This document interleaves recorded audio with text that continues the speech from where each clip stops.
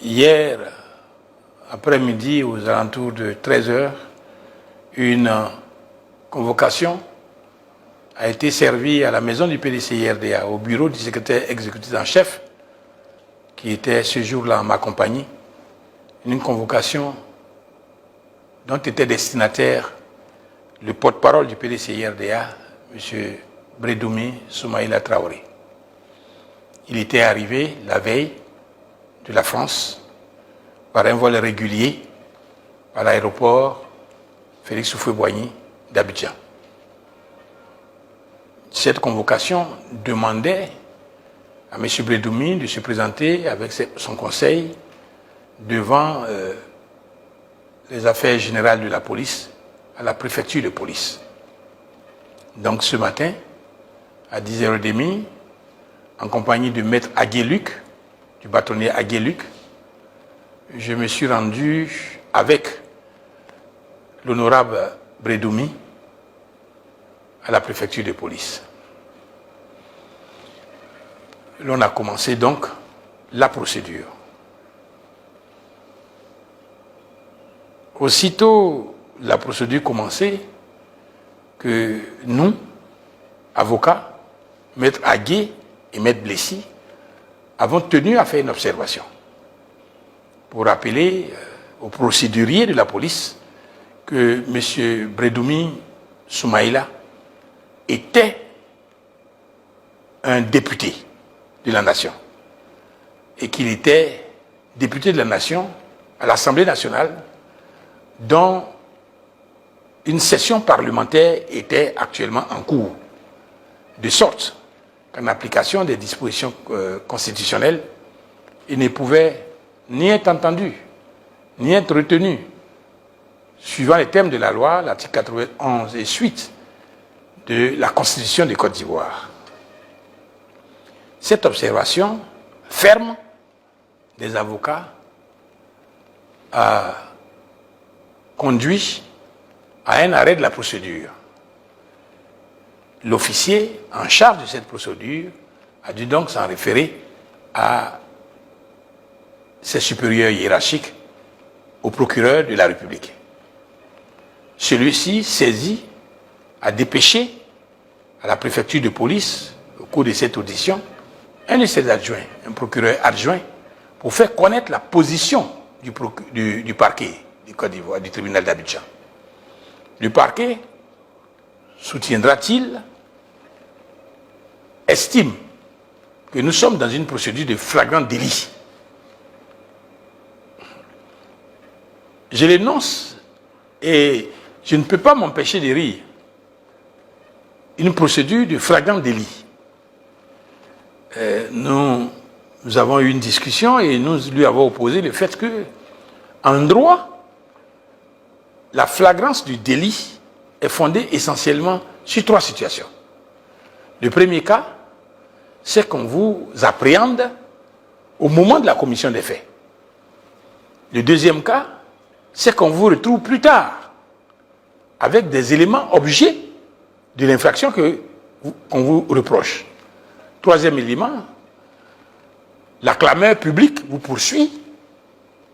Dans ces 3 cas, il y a alors flagrant délit.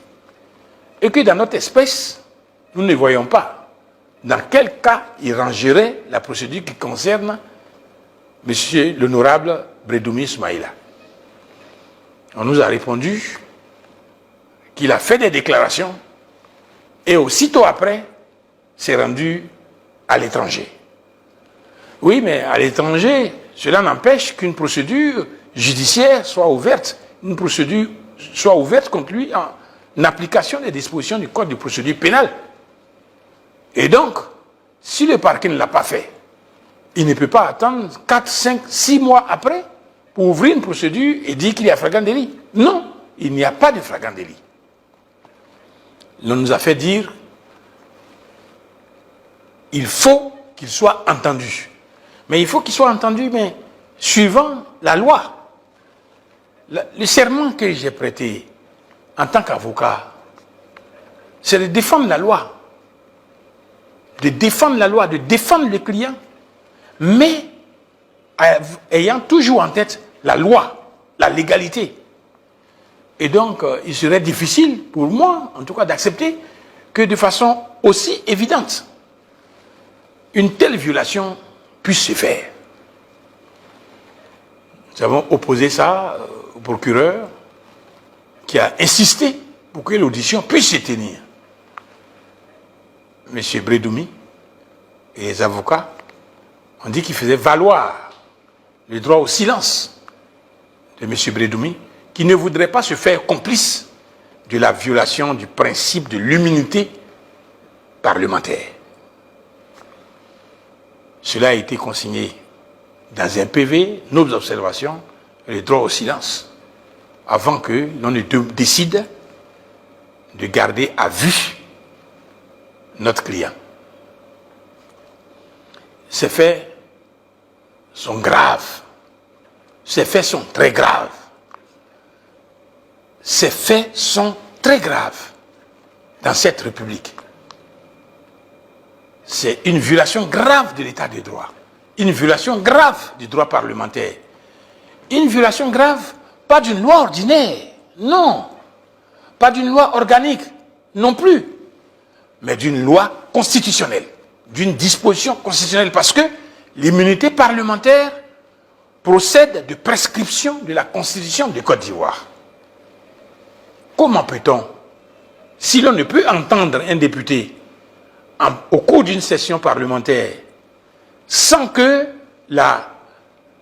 son immunité n'ait été levée, comment peut-on, plus grave, le garder à vue? C'est une dérive. C'est une dérive très grave. C'est pourquoi j'en appelle à l'ensemble des députés. Parce qu'en réalité, c'est le principe qui nous protège qui est mis à mal dans cette affaire. Il ne s'agit pas d'opposition ou alors de parti au pouvoir, de député du parti au pouvoir, bien de député de l'opposition. C'est ce qui fonde la fonction même de député dans son essence qui est mise à mal dans cette procédure.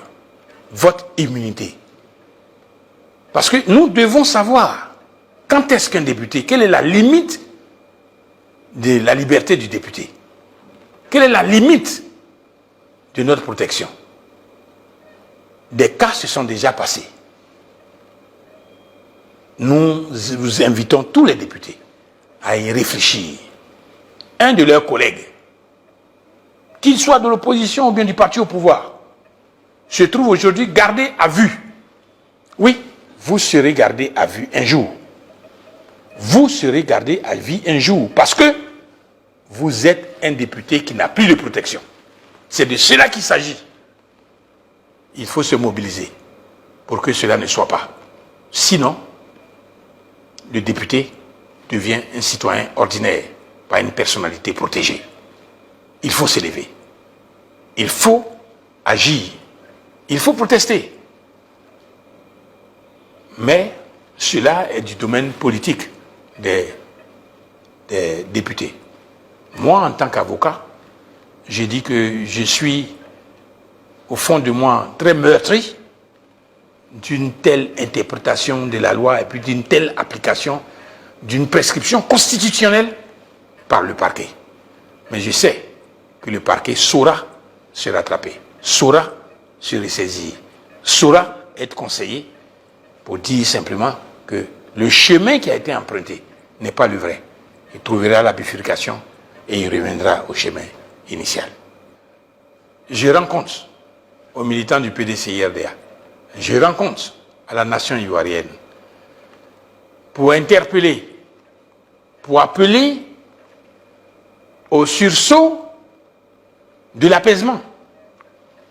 Parce que c'est la fébrilité qui conduit à des violations graves de la loi. Violations aussi graves de la loi. Il n'y a pas flagrance du délit. Nous demandons simplement, si tel est que M. Bredoumi a commis quelque infraction, levez donc son immunité. Mais de quelle infraction est-il poursuivi? De 11 chefs d'accusation.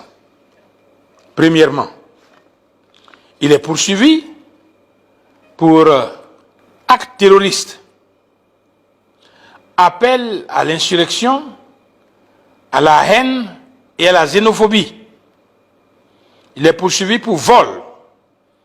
Il est poursuivi pour incendie volontaire de biens publics et de biens privés. Il est poursuivi pour incitation au meurtre. Il est poursuivi pour complot contre l'autorité de l'État. Il est poursuivi pour atteinte à la sûreté de l'État. Il est poursuivi pour atteinte à l'ordre public. Il est encore poursuivi pour incitation à la révolte populaire. Il est poursuivi pour inobservation d'une décision de justice ou administrative. Il est enfin poursuivi pour dénonciation calomnieuse. Donc, M. Bredoumi est poursuivi pour toutes les infractions qui existent dans le code pénal ivoirien. Nous pensons que le droit doit être dit. Et si le droit doit être dit, que les députés se saisissent de ce qui est en train d'arriver et qui porte atteinte, une grave atteinte à l'immunité parlementaire. On peut aimer Bredoumi, on peut ne pas aimer Bredoumi, mais Bredoumi est un député de la Côte d'Ivoire. Et la protection des députés de la Côte d'Ivoire se fait par la constitution ivoirienne. Aucune force de police ne peut l'entendre, ne peut le garder, si l'immunité n'est pas levée, sauf en cas de flagrant délit. Or, dans l'espèce, il n'y a pas de flagrant délit. On ne doit pas forcer la loi en l'interprétant à souhait. D'ailleurs, on interprète une disposition de loi que lorsqu'elle n'est pas claire. Dans le cas qui nous concerne, la disposition est plus que claire. Nous avons offert que M. Bredoumi puisse rentrer chez lui à la maison et se présenter à toute convocation du procureur ou alors de la police, la préfecture de police, toutes les fois qu'on aura besoin de lui, à condition que l'Assemblée nationale, saisie régulièrement, lève son immunité parlementaire. Cette proposition n'a pas été jugée pertinente et l'on a continué dans le forçage de la loi. M. Bredoumi, donc, est gardé à vue à la préfecture de police. Quelle sera la suite? La garde à vue a un délai, 48 heures ou 72 heures, prorogé avec un motif particulier, un motif essentiel, substantiel. Nous attendons de défendre les intérêts de notre client. Et nous en appelons à la justesse, la pertinence du parquet pour appliquer la loi. Ce serait apaisant et ce serait reposant de savoir qu'on a été condamné pour les infractions qu'on aurait commises, mais en respectant la loi. Parce que c'est la loi qui nous unit. C'est la loi qui nous donne la liberté. Il faudrait garantir cette liberté en appliquant rigoureusement la loi